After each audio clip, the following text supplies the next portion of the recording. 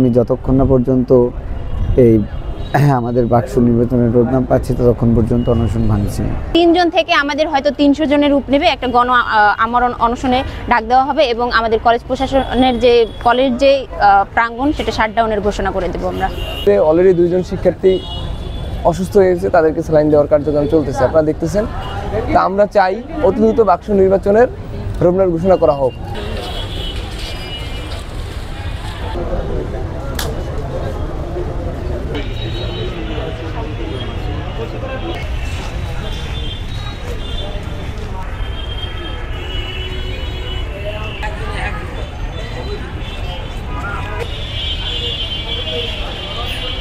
আমাদের আমরণ অনশনে ডাক দেওয়া হয়েছে, সেখানে আমাদের 3 ভাই অনশনে বসেছে এবং তাদের অলরেডি 72 ঘন্টায় একজনের শেষ হয়ে গেছে। কিন্তু এই মুহূর্তেও আমাদের কলেজ প্রশাসন দিয়ে আসলে আমরা যেই নিউজটা চাচ্ছি সেরকম কোনো নিউজ পাচ্ছি না।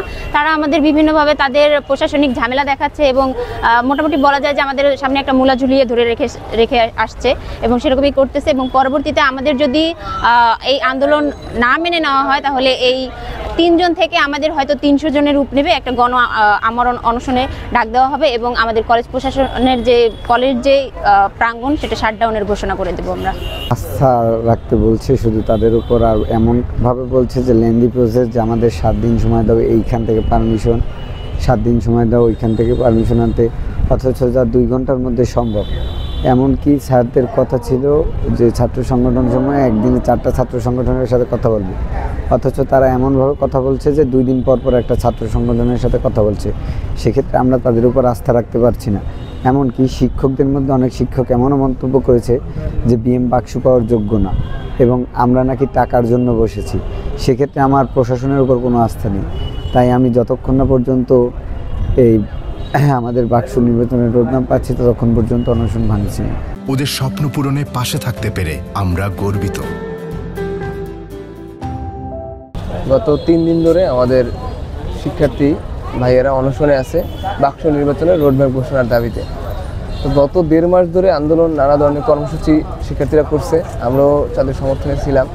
কিন্তু আসলে কলেজ প্রশাসন থেকে ওরকম কোনো আমরা তাদের যে ভূমিকা বাক্স নিয়ে বাক্স নির্বাচন রোডম্যাপ ঘোষণা আর যা অনুমতির যদি বিষয় থাকে, কিন্তু কোনো কিছুতেই আর কি তারা ওই পরিমাণ অগ্রসর হয় না। তাদের আন্তরিকতার ঘাটতি দেখছি আমরা প্রচুর। তারই ধারাবাহিকতায় শিক্ষার্থীরা এখন বাক্স নির্বাচন রোডম্যাপ ঘোষণার দাবিতে 1 দফা দাবিতে অনশনে বসছে, যেখান থেকে একের পর এক শিক্ষার্থী যুক্ত হইতেছে। এতে ইতিমধ্যে অলরেডি 2 জন শিক্ষার্থী অসুস্থ হয়ে গেছে, তাদেরকে স্যালাইন দেওয়ার কার্যক্রম চলতেছে, আপনারা দেখতেছেন। তা আমরা চাই অতি দ্রুত বাক্স নির্বাচনের রোডম্যাপ ঘোষণা করা হোক। বিভিন্ন ছাত্র সংগঠনের সাথে মত বিনিময় করেছি, এখন প্রায় শেষ মত বিনিময়।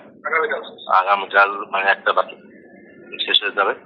এরপরেই আমরা যারা অনশনে আছে তাদের সাথে কথা বলেছি এবং আমরা মন্ত্রণালয়েও আমরা অনুমতির জন্য পাঠিয়েছি।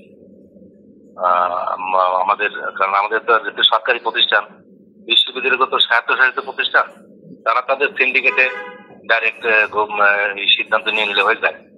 আমাদের মন্ত্রণালয় থেকে সিদ্ধান্ত লাগে, সেজন্য আমরা অলরেডি চিঠি আমরা পাঠাইছি মন্ত্রণালয় এবং ছাত্রদের সাথে কথা বলছি যাতে তারা অনশন উদ্যোগ করে এবং আমরা বাক্স নির্বাচনের দিকে এগিয়ে যাচ্ছি। আমরা চেষ্টা করতেছি খুব দ্রুত এটা পালিত হবে।